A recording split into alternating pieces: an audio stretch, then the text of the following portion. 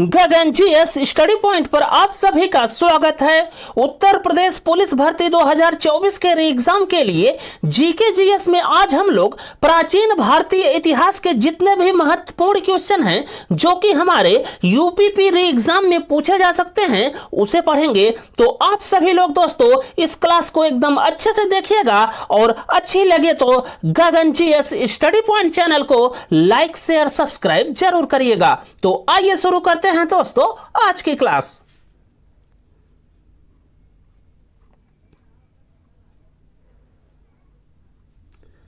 आज की क्लास का पहला क्वेश्चन है, निम्नलिखित में मोहनजोदड़ो के खोजकर्ता कौन थे? तो मोहनजोदड़ो के खोजकर्ता थे दोस्तों आर.डी. बनर्जी। इसलिए इस क्वेश्चन का राइट आंसर हो जाएगा ऑप्शन नंबर बी जो कि है आर.डी. बनर्जी। तो यहां पर आप लोग ध्यान में रखिएगा कि जो सिंधु घाटी सभ्यता का एक स्थल था मोहनजोदड़ो, उसके खोजकर्ता थे आर.डी. बनर्जी। बाकी दयाराम साहनी जी ने खोजा दोस्तों हड़प्पा स्थल या हड़प्पा सभ्यता को, और एन.जी. मजुमदार ने खोज की चन्हुदड़ो स्थल की, और जेपी जोशी ने दोस्तों खोज की धौलावीरा की। तो इस क्वेश्चन से आपको ध्यान में रखना है कि मोहनजोदड़ो स्थल के खोजकर्ता थे आर.डी. बनर्जी, और दयाराम साहनी जी ने खोजा हड़प्पा स्थल को, और एन.जी. मजुमदार ने खोज की चन्हुदड़ो स्थल की, और जेपी जोशी ने खोज की धौलावीरा स्थल की। बाकी दोस्तों इसी क्वेश्चन के संदर्भ में कुछ और महत्वपूर्ण चीज है जिसे आपको ध्यान में रखना है। तो इसमें आप लोग देख लीजिए कि हड़प्पा स्थल या हड़प्पा सभ्यता की खोज हुई रावी नदी के किनारे साहिवाल पाकिस्तान से, और इसके खोजकर्ता थे दयाराम साहनी जी। और इसके बाद आप लोग देखिए कि हड़प्पा स्थल से क्या क्या महत्वपूर्ण चीजें प्राप्त हुई। तो हड़प्पा से मिला दोस्तों स्वास्तिक का चिन्ह, कांस्य का दर्पण, अन्नागार और ताबूत। तो हड़प्पा से आपको ध्यान में रखना है कि हड़प्पा स्थल की खोज हुई रावी नदी के किनारे साहिवाल पाकिस्तान से, और इसके खोजकर्ता थे दयाराम साहनी। और हड़प्पा से जो साक्ष्य प्राप्त हुए वो थे दोस्तों स्वास्तिक चिन्ह, कांस्य दर्पण, अन्नागार और ताबूत। इसके बाद अगला स्थल देखिए मोहनजोदड़ो, और मोहनजोदड़ो स्थल के साक्ष्य प्राप्त हुए सिंधु नदी के तट पर लरकना पाकिस्तान से, और मोहनजोदड़ो स्थल के खोजकर्ता थे आर.डी. बनर्जी। और मोहनजोदड़ो स्थल से प्राप्त हुआ दोस्तों बृहद अन्नागार, बृहद स्नानागार, नर्तकी की कांस्य मूर्ति, पशुपति की फोटो, और मोहनजोदड़ो स्थल को मृतकों का टीला कहा जाता था। इस बात को भी आप लोग ध्यान रखिएगा। तो मोहनजोदड़ो स्थल की खोज हुई सिंधु नदी के तट पर लरकना पाकिस्तान से, और इसके खोजकर्ता थे आर.डी. बनर्जी। और मोहनजोदड़ो से प्राप्त हुआ दोस्तों बृहद अन्नागार, बृहद स्नानागार, नर्तकी की कांस्य मूर्ति, पशुपति की फोटो, और मोहनजोदड़ो स्थल को मृतकों का टीला या माउंट ऑफ डेड भी कहा जाता है। इतनी बात आप लोग मोहनजोदड़ो से ध्यान में रखिएगा। इसके बाद अगला स्थल देखिए चन्हुदड़ो, और चन्हुदड़ो स्थल की खोज हुई सिंधु नदी के किनारे नवाब साहब पाकिस्तान से, और चन्हुदड़ो स्थल के खोजकर्ता थे एन.जी. मजुमदार। इसके बाद अगला स्थल देखिए कलीबंगन, कलीबंगन स्थल की खोज हुई दोस्तों घाघर नदी के तट पर हनुमानगढ़ राजस्थान से, और इसके खोजकर्ता थे बी.वी. लाल और बी.के. थापर। तो कलीबंगन स्थल की खोज घग्गर नदी के तट पर हनुमानगढ़ राजस्थान से, और इसके खोजकर्ता थे बी.वी. लाल और बी.के. थापर। इसके बाद अगला स्थल देखिए लोथल, और लोथल जो स्थल था उसका खोज हुआ भोगवा नदी के किनारे से अहमदाबाद गुजरात में, और इसके खोजकर्ता थे एस.आर. राव। फिर इसके बाद अगला स्थल हुआ दोस्तों जिसकी खोज हुई हिंडन नदी के तट पर, और ये है आलमगीरपुर, जो कि है मेरठ उत्तर प्रदेश में, और इसके खोजकर्ता थे यज्ञदत्त शर्मा। ये यूपी में है दोस्तों, इसलिए ये उत्तर प्रदेश पुलिस का जो री एग्जाम होगा उसके लिए महत्वपूर्ण है, तो इसे आप लोग ध्यान में रखिएगा। इसके बाद लास्ट में आप लोग ध्यान रखिएगा धौलावीरा स्थल, जिसकी खोज हुई लूनी नदी के तट पर कच्छ गुजरात से, और इसके खोजकर्ता थे जेपी जोशी जी। इसके बाद अगला क्वेश्चन देखिए, क्वेश्चन नंबर 2, और इसमें है चारों वेदों में सबसे पुराना वेद कौन सा है? तो चारों वेदों में सबसे पुराना वेद है दोस्तों ऋग्वेद, इसलिए इस क्वेश्चन का राइट आंसर हो जाएगा ऑप्शन नंबर ए, जो कि है ऋग्वेद। तो आप लोग यहाँ पर ध्यान में रखिएगा कि चारों वेदों में सबसे पुराना वेद है ऋग्वेद। और यदि दोस्तों आपको क्रम याद रखने में परेशानी होती है कि कौन सा वेद सबसे पुराना है और कौन सा वेद सबसे नया है, तो आप लोग ध्यान में रखिएगा रसिया। और इसी क्रम में दोस्तों वेदों की रचना हुई, अर्थात सबसे पहले ऋग्वेद की रचना हुई, फिर उसके बाद यस्य हो गया सामवेद, मतलब ऋग्वेद के बाद सामवेद की रचना हुई, और वाई से हो गया यजुर्वेद, अर्थात सामवेद के बाद यजुर्वेद की रचना हुई, और लास्ट में हो गया ए अर्थात अथर्ववेद, मतलब सबसे जो अंतिम में रचना हुई वेदों में वो हुई अथर्ववेद की।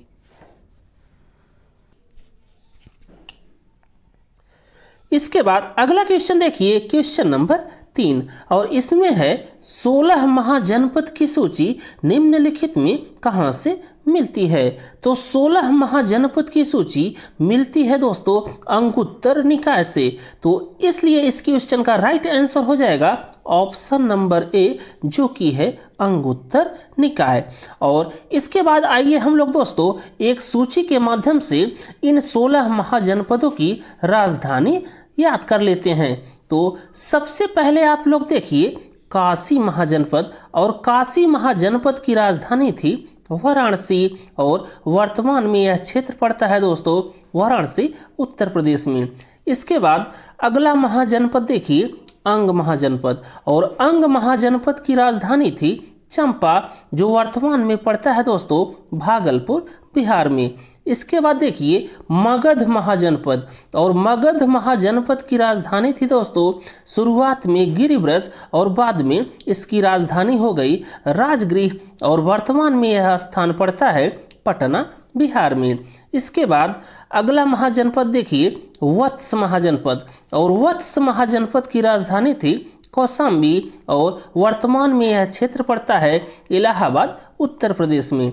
इसके बाद अगला महाजनपद देखिए वज्जी महाजनपद, जिसकी राजधानी थी वैशाली और मिथिला, और वर्तमान में यह क्षेत्र पड़ता है मुजफ्फरपुर बिहार में।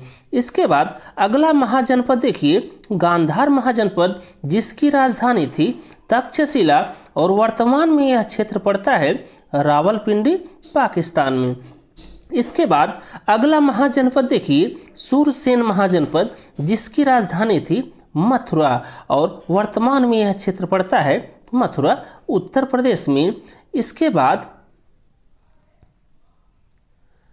अगला महाजनपद देखिए पांचाल महाजनपद, जिसकी राजधानी थी दोस्तों अहिछत्र, और वर्तमान में यह क्षेत्र पड़ता है बरेली उत्तर प्रदेश में। फिर इसके बाद अगला महाजनपद देखिए अस्मक महाजनपद, जिसकी राजधानी थी पोटली, और ये दोस्तों दक्षिण भारत में गोदावरी नदी के क्षेत्र में बसता था। इसके बाद अगला महाजनपद देखिए कंबोज महाजनपद, जिसकी राजधानी थी हटक, और वर्तमान में यह पड़ता है राजौरी में।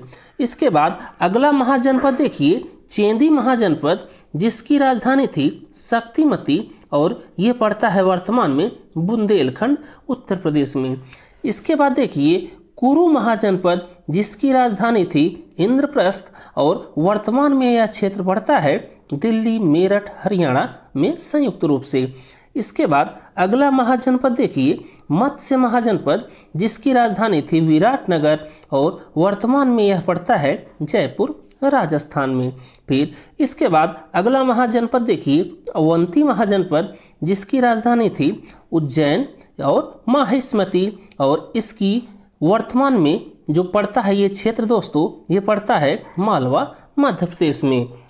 इसके बाद अगला महाजनपद देखिए कोसल, और कोसल महाजनपद की राजधानी थी श्रावस्ती, और वर्तमान में यह क्षेत्र पड़ता है फैजाबाद गोंडा उत्तर प्रदेश में। और फिर इसके बाद अगला महाजनपद देखिए मल्ल, और मल्ल महाजनपद की राजधानी थी कुशावती, जो कि वर्तमान में पड़ता है देवरिया उत्तर प्रदेश में। इसके बाद अगला क्वेश्चन देखिए क्वेश्चन नंबर 4, और इसमें है उत्तर प्रदेश में कुल कितने महाजनपद स्थित थे। तो उत्तर प्रदेश में कुल महाजनपद स्थित थे दोस्तों 8, इसलिए इस क्वेश्चन का राइट आंसर हो जाएगा ऑप्शन नंबर सी, जो कि है 8। और ये 8 महाजनपद थे दोस्तों जो कि उत्तर प्रदेश में स्थित थे, वो हैं वत्स, सुरसेन, पांचाल, कुरु, कौशल, मल्ल, काशी और चेदी। तो इस बात को आप लोग ध्यान रखिएगा कि उत्तर प्रदेश में कुल 8 महाजनपद स्थित थे, जिनका नाम था दोस्तों वत्स, सुरसेन, पांचाल, कुरु, कौशल, मल्ल, काशी और चेदी।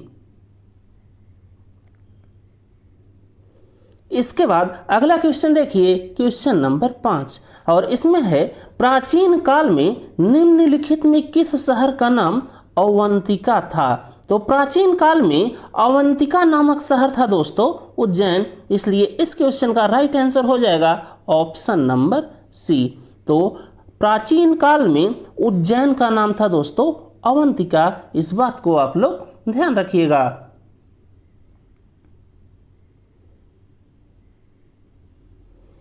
इसके बाद अगला क्वेश्चन देखिए क्वेश्चन नंबर 6, और इसमें है गौतम बुद्ध और महावीर स्वामी किस महाजनपद से संबंधित थे। तो गौतम बुद्ध और महावीर स्वामी संबंधित थे दोस्तों वज्जी महाजनपद से, इसलिए इस क्वेश्चन का राइट आंसर हो जाएगा ऑप्शन नंबर बी, जो कि है वज्जी।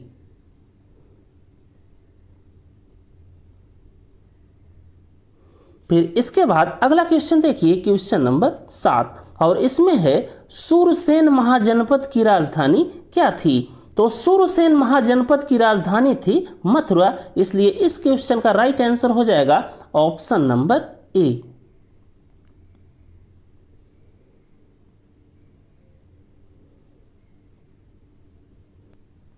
इसके बाद अगला क्वेश्चन देखिए क्वेश्चन नंबर 8, और इसमें है निम्नलिखित में कौन सा महाजनपद गोदावरी नदी के किनारे बसा था। तो गोदावरी नदी के किनारे बसा हुआ महाजनपद था दोस्तों अस्मक, इसलिए इस क्वेश्चन का राइट आंसर हो जाएगा अस्मक, ऑप्शन नंबर बी। और अस्मक से आप लोग ध्यान रखिएगा कि ये दक्षिण भारत में स्थित एकमात्र महाजनपद था। तो अस्मक दक्षिण भारत में स्थित एकमात्र महाजनपद था जो कि गोदावरी नदी के तट पर बसा था।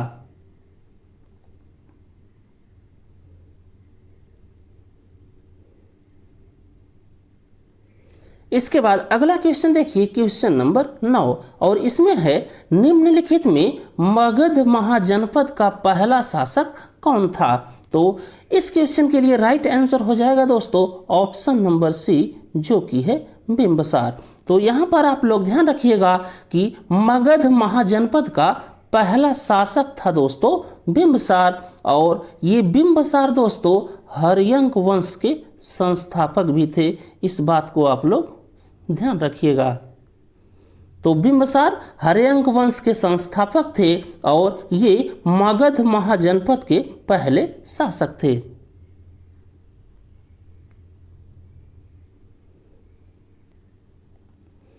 इसके बाद अगला क्वेश्चन देखिए क्वेश्चन नंबर 10, और इसमें है प्राचीन महाजनपद मगध की पहली राजधानी कौन सी थी।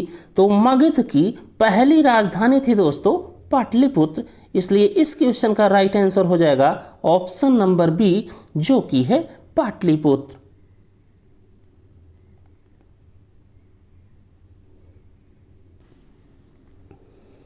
इसके बाद अगला क्वेश्चन देखिए, क्वेश्चन नंबर 11, और इसमें है गौतम बुद्ध को ज्ञान की प्राप्ति कहाँ हुई थी। तो गौतम बुद्ध को ज्ञान की प्राप्ति हुई थी बोध गया में, जो कि है ऑप्शन नंबर बी में। तो इस क्वेश्चन के लिए राइट आंसर हो जाएगा ऑप्शन नंबर बी।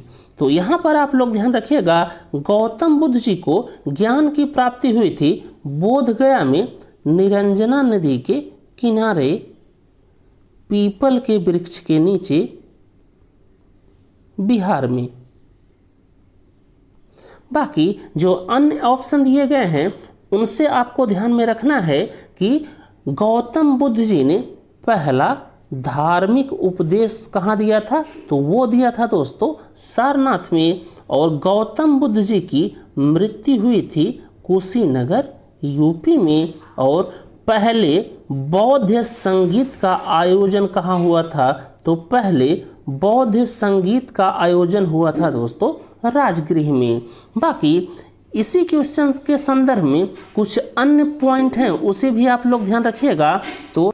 तो जब दोस्तों 29 वर्ष की आयु में गौतम बुद्ध जी ने अपना घर त्याग दिया और सन्यासी बन गए, तो उस घटना को कहा जाता है महाविनिष्क्रमण।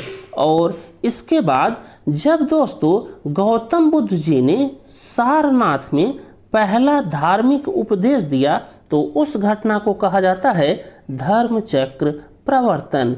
और जब गौतम बुद्ध जी की कुशीनगर यूपी में दोस्तों 80 वर्ष की आयु में मृत्यु हो गई, तो उस घटना को कहा जाता है महापरिनिर्वाण। इसके बाद अगला क्वेश्चन देखिए, क्वेश्चन नंबर 12, और इसमें है बुद्ध संघ में प्रवेश करने वाली पहली महिला कौन थी। तो बुद्ध संघ में प्रवेश करने वाली पहली महिला का नाम था दोस्तों गौतमी प्रजापति। इसलिए इस क्वेश्चन का राइट आंसर हो जाएगा ऑप्शन नंबर सी।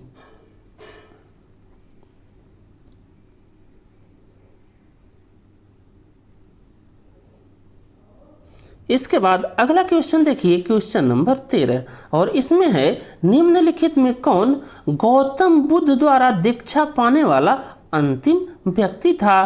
तो गौतम बुद्ध द्वारा दीक्षा पाने वाला अंतिम व्यक्ति का नाम था दोस्तों सुभद्रा। इसलिए इस क्वेश्चन का राइट आंसर हो जाएगा ऑप्शन नंबर सी, जो कि है सुभद्रा।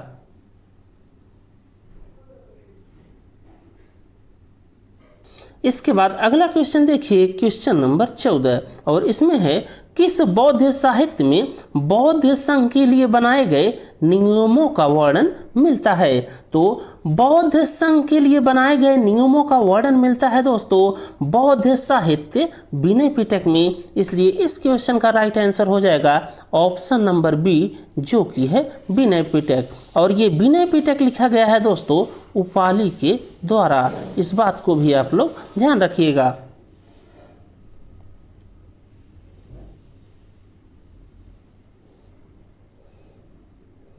इसके बाद अगला क्वेश्चन देखिए, क्वेश्चन नंबर 15, और इसमें है त्रिपिटक निम्नलिखित में किस धर्म का पवित्र ग्रंथ है। तो त्रिपिटक ये पवित्र ग्रंथ है दोस्तों बौद्ध धर्म का। इसलिए इस क्वेश्चन का राइट आंसर हो जाएगा ऑप्शन नंबर बी।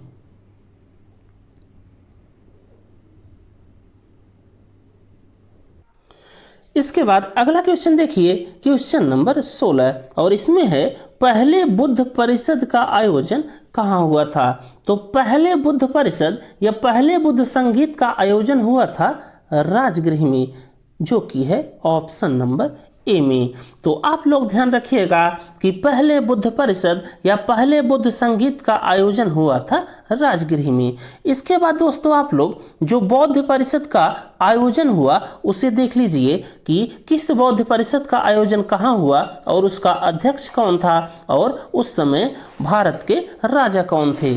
तो पहले बौद्ध परिषद का आयोजन हुआ राजगृह में और उसके अध्यक्ष थे महाकाश्यप और उस समय भारत के राजा थे अजात शत्रु। इसके बाद अगले बौद्ध परिषद का आयोजन हुआ दोस्तों वैशाली में और उसकी अध्यक्षता कर रहे थे सब्बा कामी और उस समय भारत के राजा थे काला शोक। फिर इसके बाद अगले बौद्ध परिषद का आयोजन हुआ पाटलिपुत्र में, जिसकी अध्यक्षता कर रहे थे मोगली पुत्र तिस, और उस समय भारत के राजा थे अशोक। फिर इसके बाद अगले बौद्ध परिषद का आयोजन हुआ कुंडलवन कश्मीर में, जिसकी अध्यक्षता कर रहे थे वसुमित्र और अश्वघोष, और उस समय भारत के राजा थे कनिष्क। और यहीं पर एक बात और आप लोग ध्यान रखिएगा कि गौतम बुद्ध जी की मृत्यु हुई थी अजात शत्रु के समय में। इस बात को भी आप लोग यहीं पर ध्यान में रखिएगा।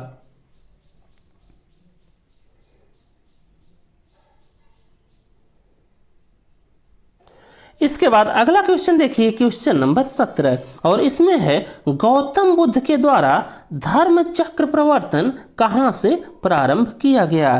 तो गौतम बुद्ध जी के द्वारा धर्म चक्र प्रवर्तन प्रारंभ किया गया सारनाथ से, जो कि है ऑप्शन नंबर सी। इसके बाद अगला क्वेश्चन देखिए, क्वेश्चन नंबर 18, और इसमें है जैन धर्म के पहले तीर्थंकर कौन थे।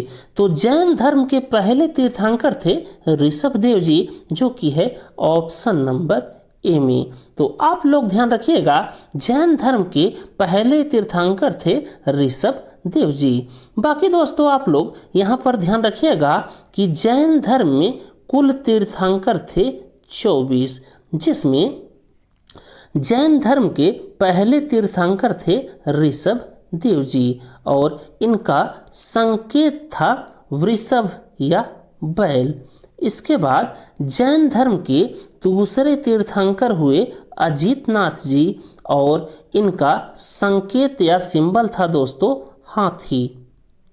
फिर इसके बाद आप लोग ध्यान रखिएगा, जैन धर्म के 23वें तीर्थंकर जो कि थे पार्श्वनाथ, और पार्श्वनाथ जी का संकेत या सिंबल था दोस्तों सर्प। और ये पार्श्वनाथ जी दोस्तों बनारस के राजा अश्वसेन के लड़के थे। फिर जैन धर्म के अंतिम तीर्थंकर थे दोस्तों, जो कि थे 24वें, वो थे महावीर स्वामी, और इनका संकेत था सिंह या शेर। तो आप लोग इस क्वेश्चन से ध्यान रखिएगा कि जैन धर्म में कुल 24 तीर्थंकर हुए थे, जिसमें जैन धर्म के पहले तीर्थंकर थे ऋषभदेव जी, जिनका संकेत था वृषभ या बैल। और जैन धर्म के जो पहले तीर्थंकर थे ऋषभदेव जी, इनका नाम दोस्तों ऋग्वेद में भी मिलता है। इस बात को भी आप लोग ध्यान रखिएगा। इसके बाद जैन धर्म के दूसरे तीर्थंकर हुए अजितनाथ जी, जिनका संकेत था हाथी। फिर जैन धर्म के 23वें तीर्थंकर थे पार्श्वनाथ जी, जिनका संकेत था सर्प। और जैन धर्म के अंतिम और 24वें तीर्थंकर हुए महावीर स्वामी जी, जिनका संकेत था सिंह।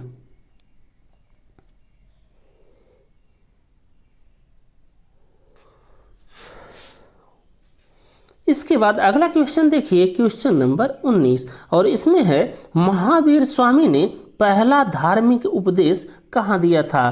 तो महावीर स्वामी ने पहला धार्मिक उपदेश दिया था दोस्तों राजगृह में, जो कि है ऑप्शन नंबर ए में। बाकी यहीं से आप लोग ध्यान रखिएगा कि महावीर स्वामी जी की मृत्यु हुई थी दोस्तों पावपुरी बिहार में। तो महावीर स्वामी ने पहला धार्मिक उपदेश दिया राजगृह में, और महावीर स्वामी जी की मृत्यु हुई थी पावपुरी बिहार में।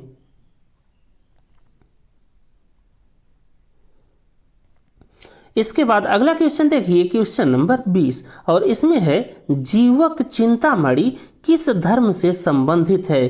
तो जीवक चिंतामणि ये संबंधित है दोस्तों जैन धर्म से, इसलिए इस क्वेश्चन का राइट आंसर हो जाएगा ऑप्शन नंबर बी।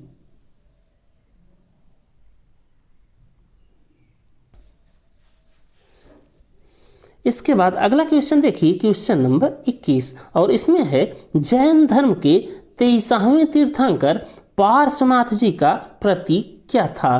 तो जैन धर्म के 23वें तीर्थंकर पार्श्वनाथ का प्रतीक था दोस्तों सर्प, जो कि है ऑप्शन नंबर बी में। तो आप लोग ध्यान रखिएगा कि जैन धर्म के 23वें तीर्थंकर पार्श्वनाथ जो कि रहने वाले थे बनारस के, उनका प्रतीक या संकेत था दोस्तों सर्प। बाकी जैन धर्म के पहले तीर्थंकर ऋषभ देव जी का संकेत या प्रतीक था दोस्तों वृषभ या बैल।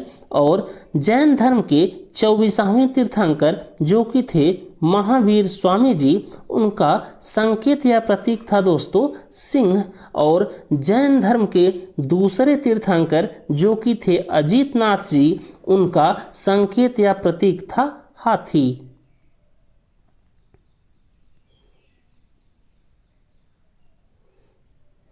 इसके बाद अगला क्वेश्चन देखिए, क्वेश्चन नंबर 22, और इसमें है निम्नलिखित में कौन जैन धर्म का पवित्र ग्रंथ है।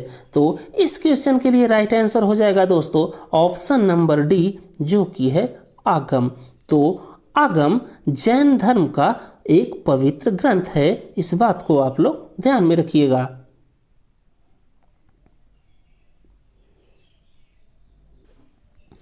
इसके बाद अगला क्वेश्चन देखिए, क्वेश्चन नंबर 23, और इसमें है निम्न में कौन सा बौद्ध धर्म ग्रंथ बौद्ध धर्म की शिक्षाओं से संबंधित है।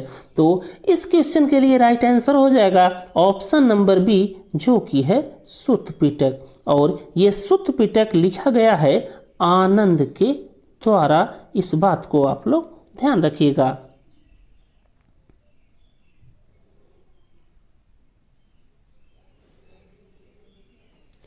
इसके बाद अगला क्वेश्चन देखिए, क्वेश्चन नंबर 24, और इसमें है मौर्य साम्राज्य की राजधानी क्या थी।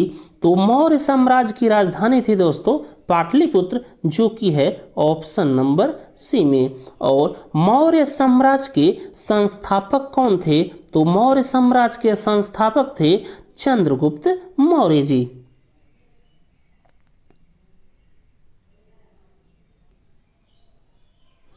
इसके बाद अगला क्वेश्चन देखिए, क्वेश्चन नंबर 25, और इसमें है मौर्य काल में यूनानी शासक सेल्यूकस निकेटर के राजदूत के रूप में भारत कौन आया था।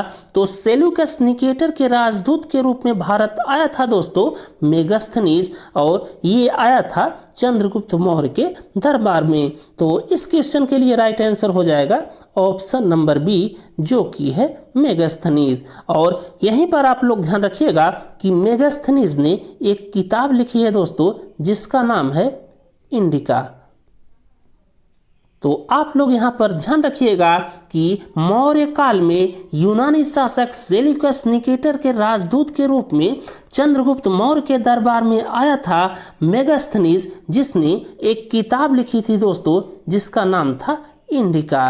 बाकी दोस्तों वेनसोंग ये आया था हर्षवर्धन के शासनकाल में भारत, और फाहयान ये आया था भारत में चंद्रगुप्त द्वितीय के शासनकाल में।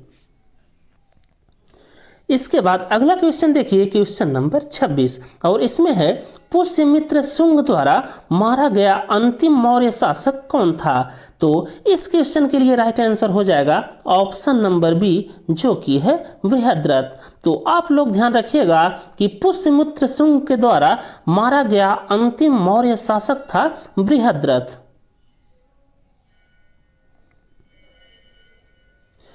इसके बाद अगला क्वेश्चन देखिए, क्वेश्चन नंबर 27, और इसमें है अशोक का अंतिम युद्ध निम्नलिखित में कौन सा था। तो अशोक का अंतिम युद्ध था दोस्तों कलिंग का युद्ध, जो कि है ऑप्शन नंबर बी में। इसके बाद अगला क्वेश्चन देखिए, क्वेश्चन नंबर 28, और इसमें है राजतरंगड़ी पुस्तक के लेखक कौन थे। तो राजतरंगड़ी पुस्तक के लेखक थे दोस्तों कल्हण, जो कि है ऑप्शन नंबर सी में।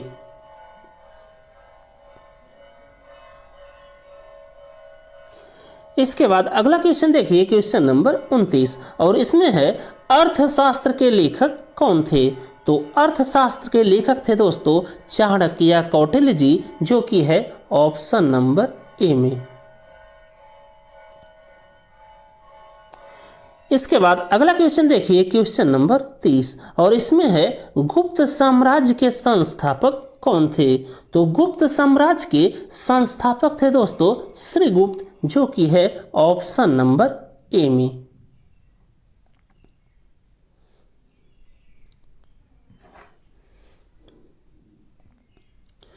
इसके बाद अगला क्वेश्चन देखिए, क्वेश्चन नंबर 31, और इसमें है निम्नलिखित में किस राजा ने महाराजाधिराज की उपाधि धारण किया। तो इस क्वेश्चन के लिए राइट आंसर हो जाएगा ऑप्शन नंबर ए, जो कि है चंद्रगुप्त प्रथम।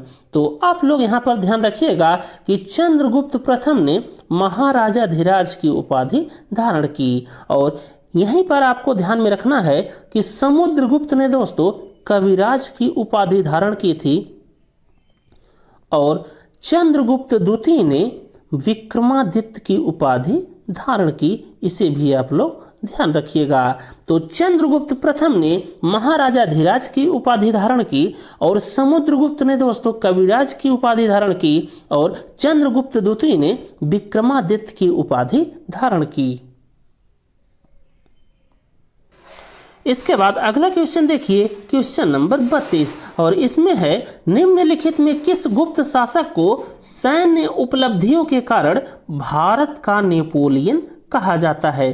तो इस क्वेश्चन के लिए राइट आंसर हो जाएगा ऑप्शन नंबर बी, जो कि है समुद्रगुप्त। तो आप लोग यहाँ पर ध्यान रखिएगा कि भारत का नेपोलियन कहा जाता है समुद्रगुप्त को, और ये कहा जाता है दोस्तों इनकी सैन्य उपलब्धियों के कारण।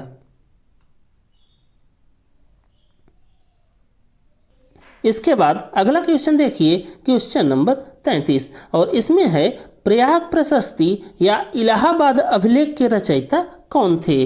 तो प्रयाग प्रशस्ति या इलाहाबाद अभिलेख के रचयिता थे दोस्तों हरिसेन जी, जो कि है ऑप्शन नंबर डी में।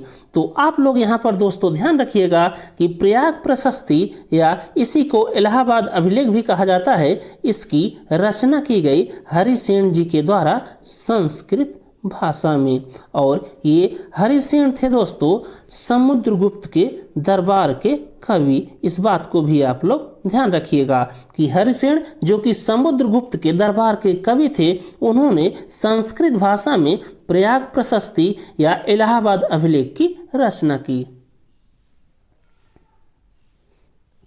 इसके बाद अगला क्वेश्चन देखिए, क्वेश्चन नंबर 34, और इसमें है नालंदा विश्वविद्यालय के संस्थापक कौन थे। तो नालंदा विश्वविद्यालय के संस्थापक थे दोस्तों कुमारगुप्त प्रथम, जो कि है ऑप्शन नंबर ए में। तो आप लोग ध्यान रखिएगा कि नालंदा विश्वविद्यालय की स्थापना की गई कुमारगुप्त प्रथम के द्वारा, और यहीं पर आप लोग ध्यान रखिएगा दोस्तों कि पंजाब के जो राजा थे धर्मपाल, उन्होंने विक्रम शिला विश्वविद्यालय की स्थापना की। इस बात को भी आप लोग ध्यान रखिएगा। तो नालंदा विश्वविद्यालय की स्थापना की गई कुमारगुप्त प्रथम के द्वारा, और विक्रमशिला विश्वविद्यालय की स्थापना की गई धर्मपाल जी के द्वारा, और इन दोनों विश्वविद्यालयों का विध्वंस किया गया दोस्तों बख्तियार खिलजी के द्वारा।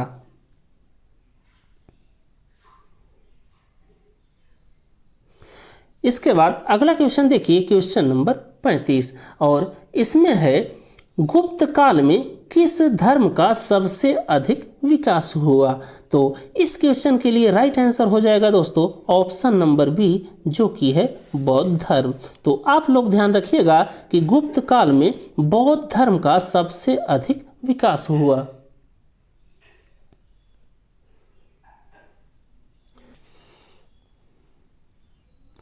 इसके बाद अगला क्वेश्चन देखिए, क्वेश्चन नंबर 36, और इसमें है प्राचीन भारतीय इतिहास में प्लास्टिक सर्जरी का जनक किसे कहा जाता है।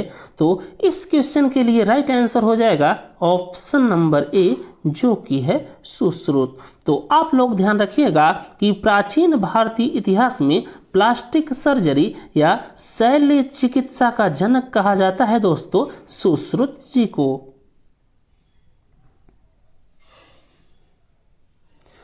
इसके बाद अगला क्वेश्चन देखिए, क्वेश्चन नंबर 37, और इसमें है गुप्त साम्राज्य के अंतिम शासक कौन थे। तो गुप्त साम्राज्य के अंतिम शासक थे दोस्तों विष्णुगुप्त, इसलिए इस क्वेश्चन का राइट आंसर हो जाएगा ऑप्शन नंबर ए, जो कि है विष्णुगुप्त।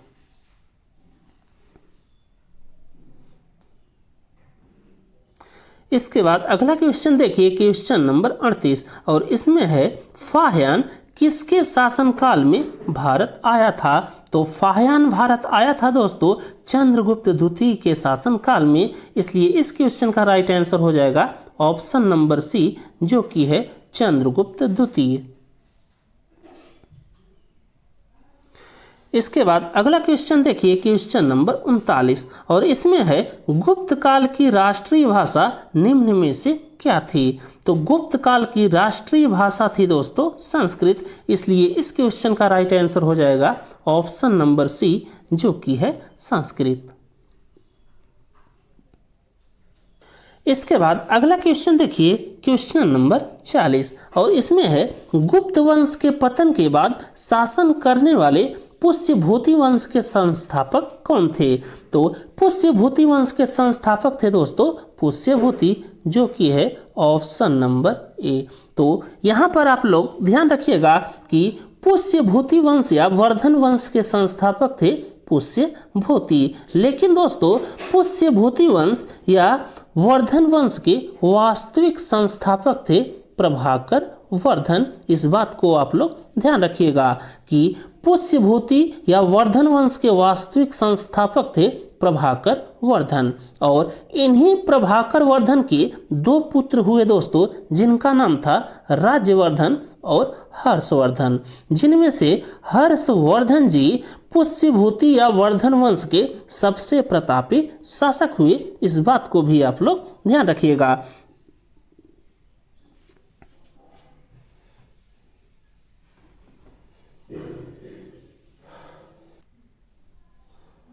इसके बाद अगला क्वेश्चन देखिए, क्वेश्चन नंबर 41, और इसमें है हर्षवर्धन ने अपनी राजधानी ... से ... स्थानांतरित की थी। तो हर्षवर्धन ने अपनी राजधानी थानेश्वर से कन्नौज स्थानांतरित की थी, इसलिए इस क्वेश्चन का राइट आंसर हो जाएगा ऑप्शन नंबर ए, जो कि है थानेश्वर और कन्नौज। इसके बाद अगला क्वेश्चन देखिए, क्वेश्चन नंबर 42, और इसमें है सती प्रथा का पहला शिलालेखी उदाहरण किस काल में मिलता है? तो सती प्रथा का पहला शिलालेखी उदाहरण मिलता है दोस्तों गुप्त काल से, इसलिए इस क्वेश्चन का राइट आंसर हो जाएगा ऑप्शन नंबर बी, जो कि है गुप्त काल। इसके बाद अगला क्वेश्चन देखिए, क्वेश्चन नंबर 43, और इसमें है अष्टांग संग्रह, जो कि एक चिकित्सा की 8 शाखाओं का सारांश है, के लेखक कौन थे? तो अष्टांग संग्रह के लेखक थे दोस्तों वाग्भट, जो कि है ऑप्शन नंबर सी में।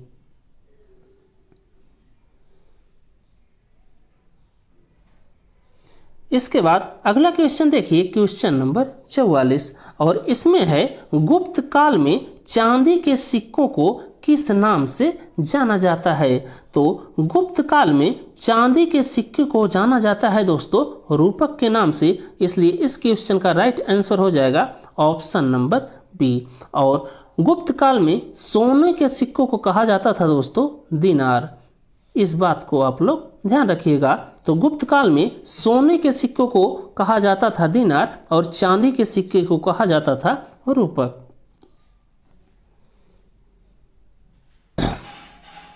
इसके बाद अगला क्वेश्चन देखिए, क्वेश्चन नंबर 45, और इसमें है निम्नलिखित में किस विद्वान के अनुसार आर्यों का मूल निवास तिब्बत था?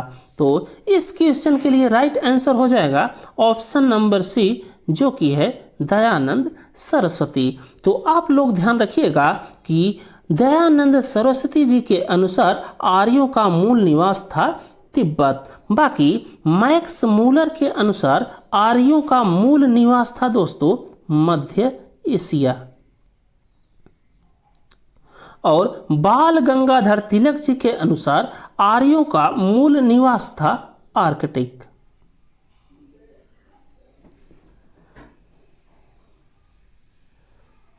इसके बाद अगला क्वेश्चन देखिए, क्वेश्चन नंबर 46, और इसमें है सतवाहन वंश के संस्थापक कौन थे? तो सतवाहन वंश के संस्थापक थे दोस्तों सिमुक, जो कि है ऑप्शन नंबर ए में।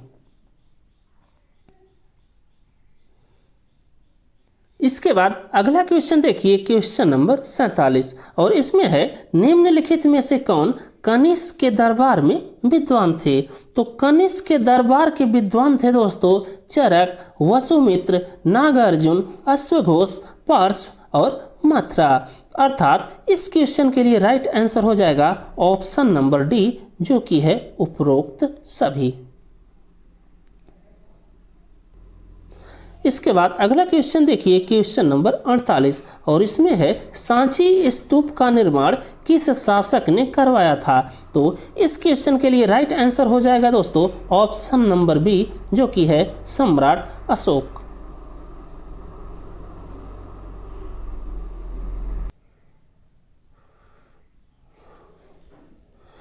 इसके बाद अगला क्वेश्चन देखिए, क्वेश्चन नंबर 49, और इसमें है पुलकेशिन द्वितीय ने 618 ईस्वी में किस राजा को पराजित किया था। तो इस क्वेश्चन के लिए राइट आंसर हो जाएगा ऑप्शन नंबर बी, जो कि है हर्षवर्धन। तो आप लोग यहाँ पर ध्यान रखिएगा कि पुलकेशिन द्वितीय ने 618 ईस्वी में हर्षवर्धन को पराजित किया था, और ये सब जानकारी मिलती है दोस्तों ऐहोल अभिलेख से, और ये ऐहोल अभिलेख लिखा गया है दोस्तों रवि कीर्ति के द्वारा। इसे भी आप लोग ध्यान रखिएगा।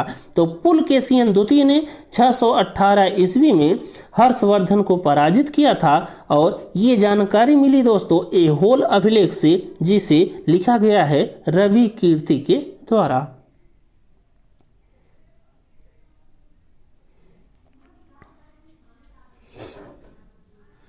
इसके बाद अगला क्वेश्चन देखिए, क्वेश्चन नंबर 50, और इसमें है द्वितीय जैन संगीत का आयोजन निम्नलिखित में किस स्थान पर हुआ था। तो द्वितीय जैन संगीत का आयोजन हुआ दोस्तों वल्लभी गुजरात में, इसलिए इस क्वेश्चन का राइट आंसर हो जाएगा ऑप्शन नंबर सी, जो कि है वल्लभी। और यहीं पर आप लोग ध्यान रखिएगा कि पहले जैन संगीत का आयोजन हुआ था पाटलिपुत्र में। इसके बाद आज की क्लास का अंतिम क्वेश्चन देखिए, क्वेश्चन नंबर 51, और इसमें है किस शासनकाल को प्राचीन भारतीय कला और वास्तुकला का स्वर्णिम काल कहा जाता है। तो गुप्त काल को दोस्तों प्राचीन भारतीय कला और वास्तुकला का स्वर्णिम काल कहा जाता है, इसलिए इस क्वेश्चन का राइट आंसर हो जाएगा ऑप्शन नंबर बी, जो कि है गुप्त काल। तो बस दोस्तों इस क्लास में बस इतना ही। अगर आपको हमारी ये क्लास अच्छी लगी हो तो आप सभी दोस्त गगन जीएस स्टडी पॉइंट चैनल को लाइक कीजिए, शेयर कीजिए, सब्सक्राइब कीजिए। थैंक यू दोस्तों, जय हिंद। मिलते हैं अगली क्लास में।